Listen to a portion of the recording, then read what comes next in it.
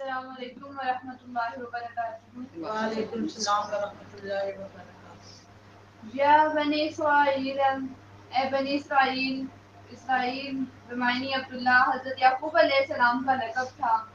اذکروا نعمتی، یاد کرو نعمت التي وہ جو انعمت انعام کی علیکم تم پر، وہ پورا کرو بعہدی اپنا عہد، اوفی میں پورا کروں گا بعہدکم اپنے عہد کو، وإیایا فرحبون بس ڈرو مجھ سے۔ میری اس نعمت کو یاد کرو جو میں نے تم پر انعام کی، اور میرے عہد کو پورا کرو، میں تمہارے عہد کو پورا کروں گا، اور مجھ سے ڈرو۔ یا بنی اسرائیل، بنی اسرائیل حضرت یعقوب علیہ السلام کا لقب تھا۔ یہود کو بنی اسرائیل کہا جاتا تھا، یعنی یعقوب علیہ السلام کی اولاد، کیونکہ حضرت یعقوب علیہ السلام کے 12 بیٹے تھے، جن سے یہود کے 12 قبیلے بنے، اور ان میں بکثرت انبیاء مرسل ہوئے۔ یہود کو عرب میں اس کی گزشتہ تاریخ اور ان میں مذہب سے وابستگی کی وجہ سے خاص مقام حاصل تھا، اس لیے انہیں گزشتہ انعامات الہی یاد کرا کے کہا جا رہا ہے تم میرا وہ عہد پورا کرو جو تم سے نبی آخر زمان کی نبوت اور ان پر ایمان لانے کی بابت لیا گیا تھا۔ اگر تم اس عہد کو پورا کرو گے تو میں بھی اپنا عہد پورا کروں گا، تم سے وہ فوج اتار دیے جائیں گے جو تمہاری غلطیوں اور کوتاہیوں کی وجہ سے بطور سزا تم پر لاد دیے گئے تھے، اور تمہیں دوبارہ عروج عطا کیا جائے گا۔ اور مجھ سے ڈرو کہ میں تمہیں مسلسل اس ذلت اور بار میں مبتلا رکھ سکتا ہوں جس میں تم بھی مبتلا ہو اور تمہارے آباء و اجداد بھی مبتلا رہے۔ وآمنوا، اور ایمان لاؤ بما اس پر جو انزلت نازل کیا ہم نے، مصدقاً تصدیق کرنے والا ہے، لما اس کی جو معکم تمہارے پاس ہے، ولا اور نہ تکونوا ہو جاؤ، اولا پہلے کافر بھی اس کے ساتھ، ولا اور نہ تشتروا فروخت کرو بھی آیاتی ہماری آیات ثمناً قیمت قلیلاً تھوڑی، وإیایا فاتقون، اور صرف ڈرو مجھ سے ہی۔ اور اس کتاب پر ایمان لاؤ جو میں نے تمہاری کتابوں کی تصدیق میں نازل فرمائی ہے، اور اس کے ساتھ تم ہی پہلے کافر نہ بنو، اور میری آیتوں کو تھوڑی تھوڑی قیمت پر نہ فروخت کرو، اور صرف مجھ سے ہی ڈرو۔ بھی کی ضمیر قرآن پاک کی طرف یا حضرت محمد صلی اللہ علیہ وآلہ وسلم کی طرف ہے۔ دونوں ہی قول صحیح ہیں کیونکہ دونوں آپس میں لازم و ملزوم ہیں۔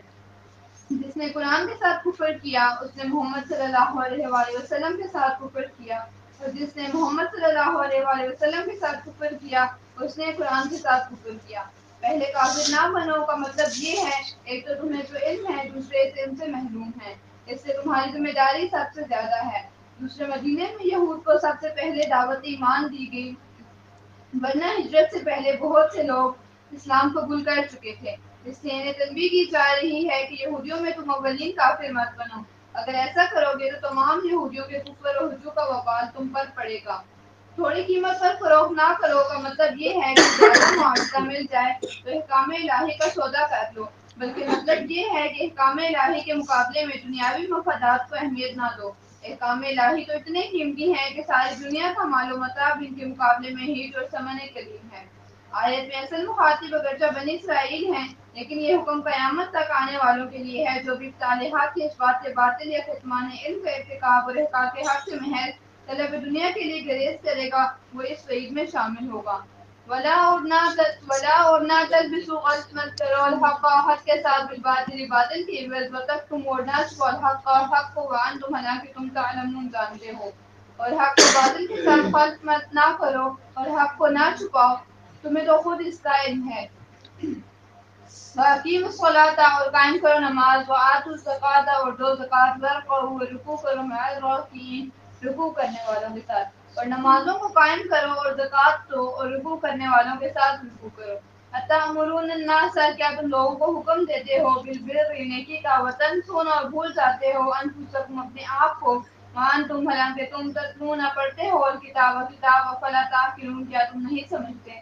کیا تم لوگوں کو بھلائی کا حکم کرتے ہو اور خود اپنے آپ کو بھول جاتے ہو، باوجود یہ کہ تم کتاب پڑھتے ہو؟ کیا اتنی بھی تمہیں سمجھ نہیں؟ وَاسْتَعِینُوا، اور مدد طلب کرو، بِالصَّبْرِ، صبر کے ساتھ، وَالصَّلَاةِ، اور نماز کے ساتھ، وَإِنَّهَا، بے شک، لَکَبِیرَۃٌ، جو بھاری عمل ہے، إِلَّا سوائے الْخَاشِعِینَ، ڈرنے والوں پر کے لیے۔ اور صبر اور نماز کے ساتھ مدد طلب کرو، یہ چیز شاق ہے مگر ڈر رکھنے والوں پر۔ صبر اور نماز ہر اللہ والے کے دو بڑے ہتھیار ہیں۔ نماز کے ذریعے سے ایک مومن کا رابطہ اور تعلق اللہ تعالیٰ سے استوار ہوتا ہے، جس سے اسے اللہ تعالیٰ کی تائید و نصرت حاصل ہوتی ہے۔ صبر کے ذریعے سے کردار کی پختگی اور دین میں استقامت حاصل ہوتی ہے۔ حدیث میں آتا ہے کہ جب بھی نبی صلی اللہ علیہ وآلہ وسلم کو کوئی معاملہ پیش آتا تو آپ فوراً نماز کا اہتمام فرماتے.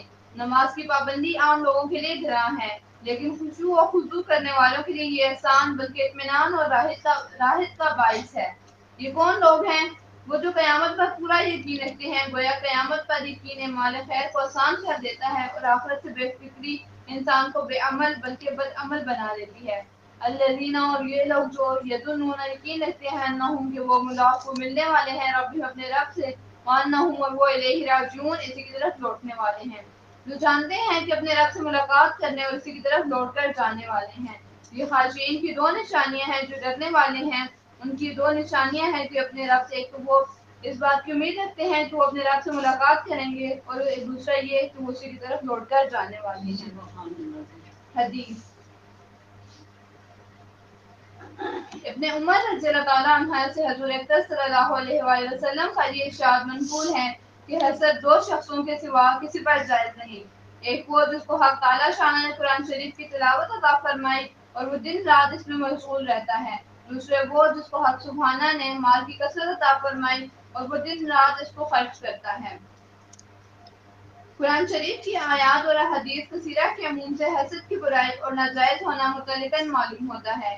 اس حدیث شریف سے دو آدمیوں کے بارے میں جواز معلوم ہوتا ہے. چونکہ وہ روایات زیادہ مشہور و کثیر ہیں، اس لیے علماء نے اس حدیث کے دو مطلب ارشاد فرمائے ہیں. اول یہ کہ حسد اس حدیث شریف میں رشک کے معنی ہے، جس کو عربی میں غبطہ کہتے ہیں. حسد اور غبطہ میں یہ فرق ہے کہ حسد میں کسی کے پاس کوئی نعمت دیکھ کر یہ آرزو ہوتی ہے کہ اس کے پاس یہ نعمت نہ رہے، اپنے پاس حاصل ہو یا نہ ہو، اور رشک میں اپنے پاس اس کے حصول کی تمنا اور آرزو ہوتی ہے. عام ہے کہ دوسروں سے زائل ہو یا نہ ہو، چونکہ حسد بین الاجماع حرام ہے. اس لیے علماء نے اس لفظ حسد کو مجازاً غبطہ کے معنی میں ارشاد فرمایا ہے، جو دنوی امور میں مباح ہے اور دینوی امور میں مستحب. دوسرا مطلب یہ بھی ممکن ہے کہ بسا اوقات کلام اللہ سبیل الفرض والتقدیر مشتمل ہوتا ہے، یعنی اگر حسد جائز ہوتا تو یہ دو چیزیں ایسی تھیں کہ ان میں جائز ہوتا.